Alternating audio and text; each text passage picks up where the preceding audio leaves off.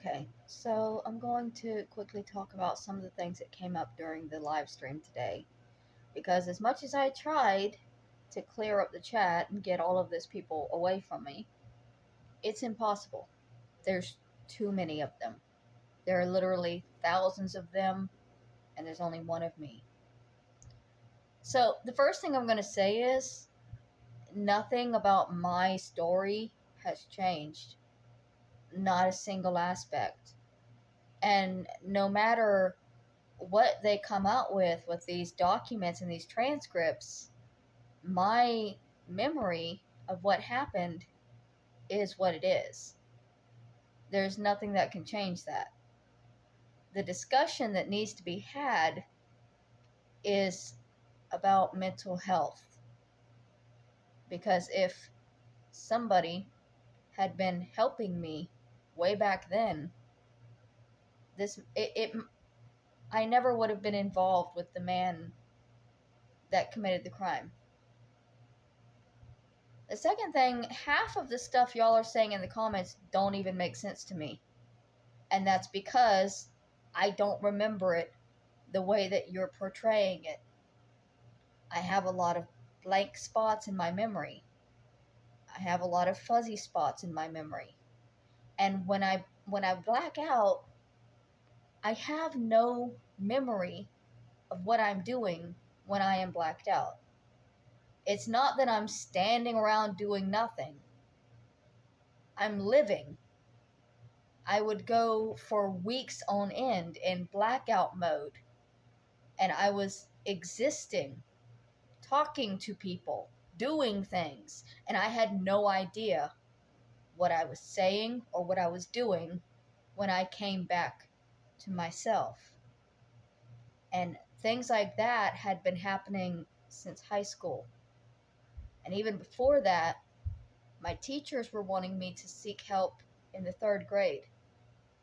They sent letters home to my parents. They thought that I needed to talk to somebody. And my parents refused to let me talk to anybody, to the extent that they revoked my grandparents' authorization to get me medical needs if necessary.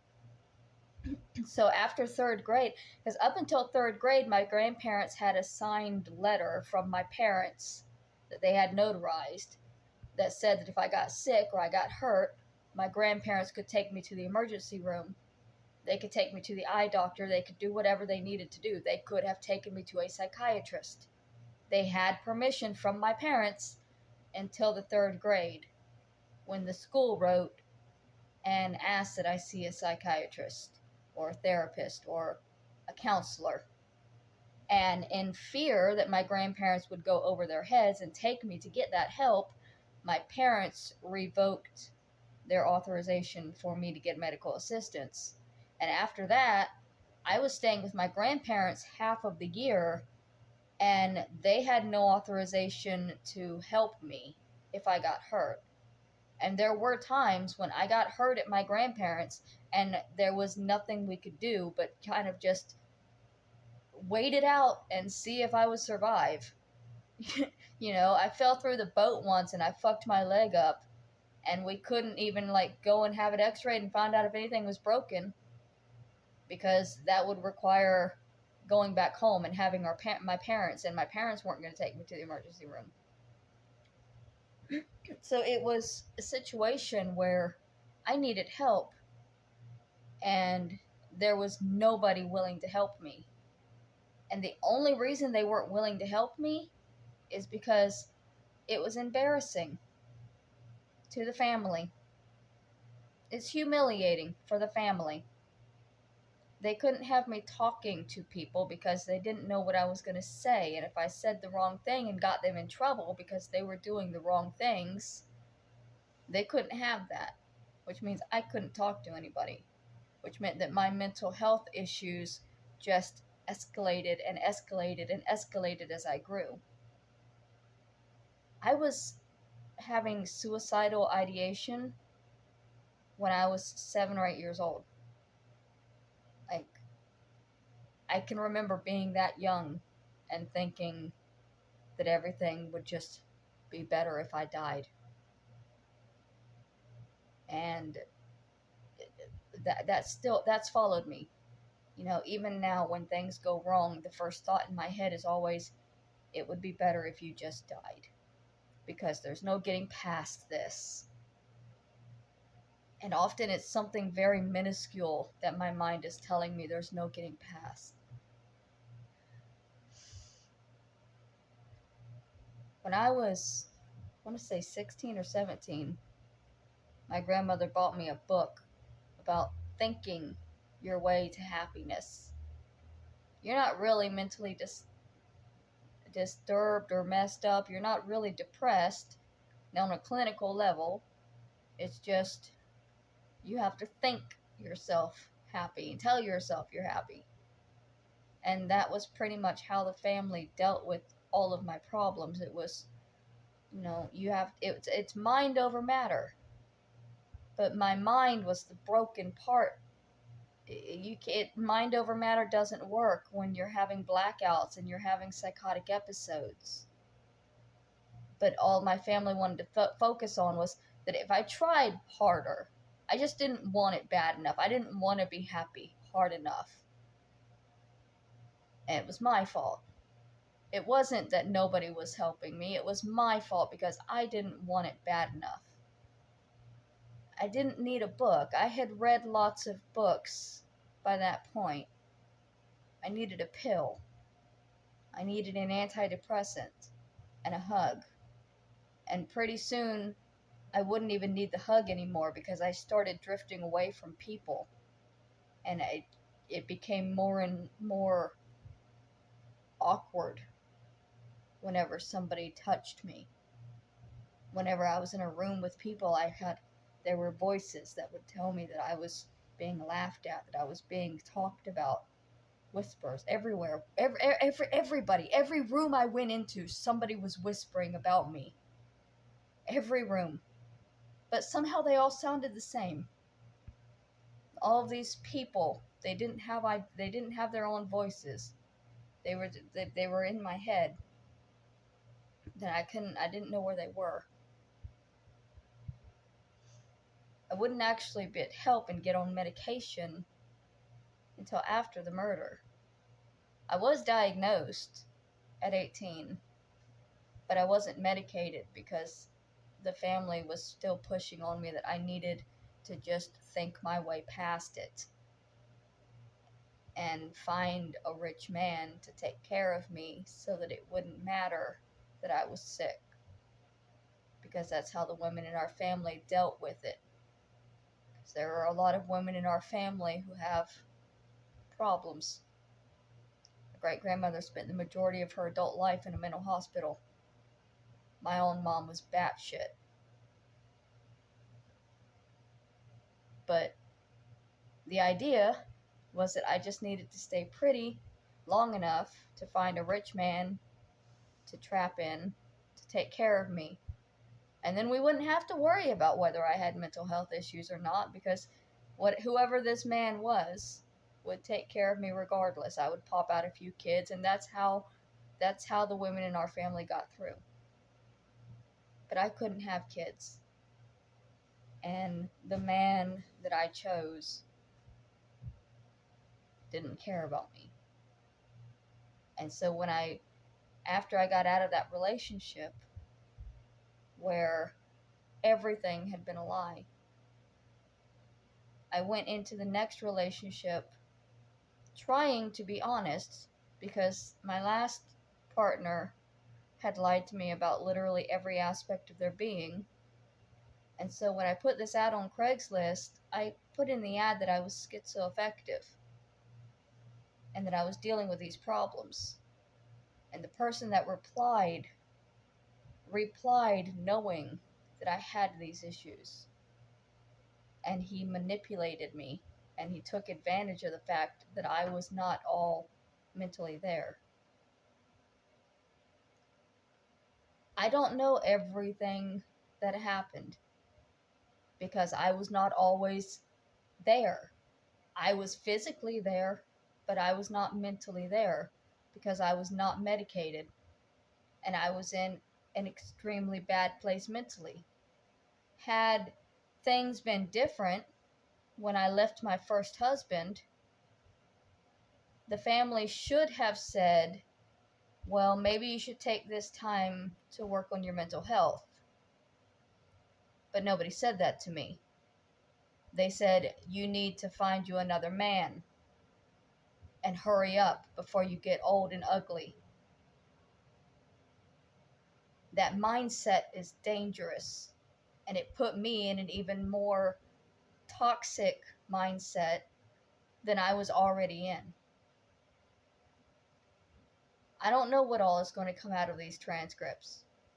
I only know what I remember. I remember talking about nursing homes. I remember calling a nursing home and trying to talk to them about having her have a place. He had said that she wouldn't eat if he put her in a nursing home. He had said that he had tried that before, and she had starved herself, like she was holding him captive by forcing him to stay with her, because if she wasn't with him, she wouldn't eat and take care of herself and things. And I don't know what's true and what's not, because that's just what he told me. So how am I supposed to know what, like, I don't know what's real in my mind, and I don't know what's real from his mouth. It was all just confusing to me, and it still is. And I'm working on bettering myself and getting to a place where I can have a normal life, where there's not people whispering in every room that I go in. That's why I'm in therapy. That's why I'm in treatment now. That's why I'm on medication now. That's why I'm not jumping into relationships now. I won't allow myself to be in a relationship again unless I know that I'm mentally stable enough and this person is being honest with me and not using me and lying to me and manipulating me and using my illnesses against me the way everybody in my life has done. All of the people who have spoken out about me and said that, have denied my problems, they all knew what was going on. They all refused to acknowledge it because it would be embarrassing to them to even acknowledge that somebody in their bloodline was schizophrenic. Even my ex-spouse wouldn't acknowledge it, and like some weird shit happened when we were together. Like I was driving one night. They couldn't drive. And it was garbage night, so all of the garbage bins were lining the streets. But I saw children. I saw vividly.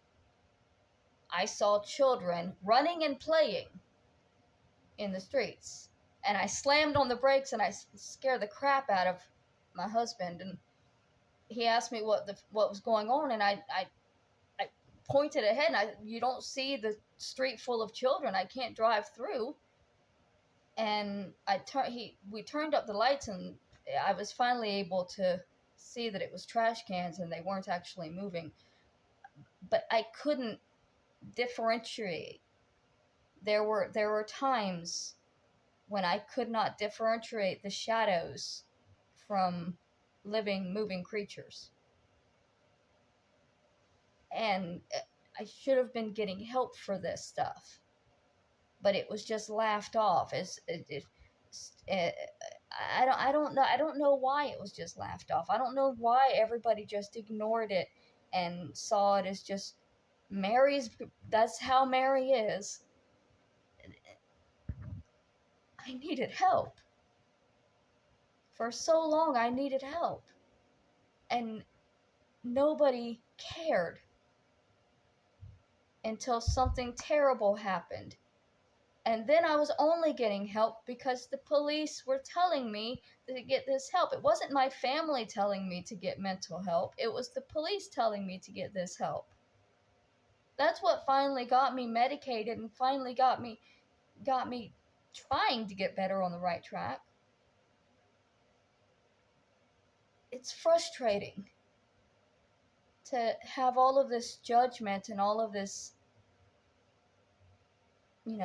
at me when I don't even remember what it is that I did that was horrible. I know that I didn't actually kill anybody. I was locked in the truck. I do remember that part. And it's not like I would have a false memory of that, because when I black out, I black out. I don't remember anything. It's not that I don't have new memories that are replacing them or anything.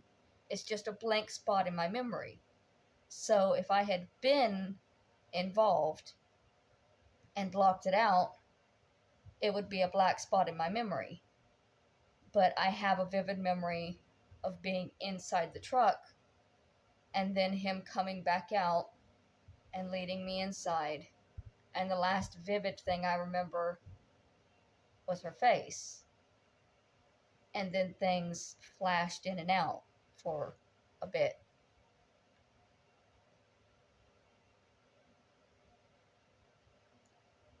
I don't know what to tell you, aside from the fact that I'm on my own, getting help and doing my best to not be anything like the person that I was in 2009. I don't even know who that person was. I don't know what kind of things she was up to, because when I'm medicated, when I'm in treatment, I'm different. And I don't know how to explain that any clearer or in any other terms than I have attempted to explain it. And I've attempted to explain this repeatedly for the past 3 years since all of this started. And they keep saying, no, that you're using it as an excuse. It's not an excuse. It's what happened. It's what's going on. When people say that, they'll say, well, what, do you want us to say you're crazy? Yes, because I am. Because it's a fact. It's not an insult if it's true. It's not like calling me a bitch, because obviously a female cannot be an actual dog. But a female can very well be crazy. And if you're schizophrenic, you can be crazy. It's not an insult. It's a reality. And the fact that my family and these people attacking me have used it as an insult to degrade me and put me down is a big part of the problem and the discussion that needs to be had with mental health. Because we need to stop using words like crazy or insane as insults against people who are suffering from these disorders. For us, it is a fact of life.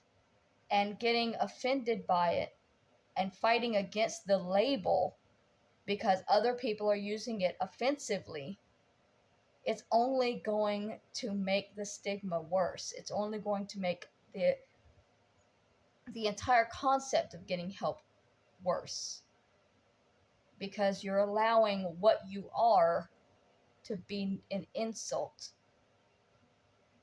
What you are is not an insult.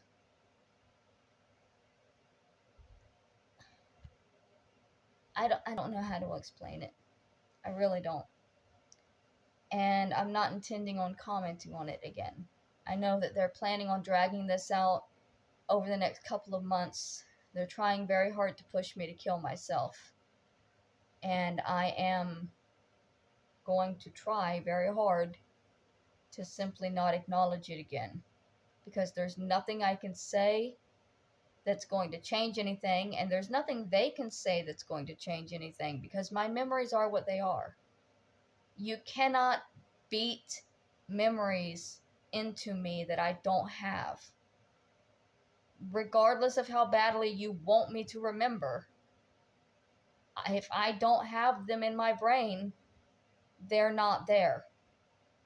And I have already given the side of the story that I have in my brain. That's the story I gave, that's the story I remember, and that's what I still feel is true. So that's where we are.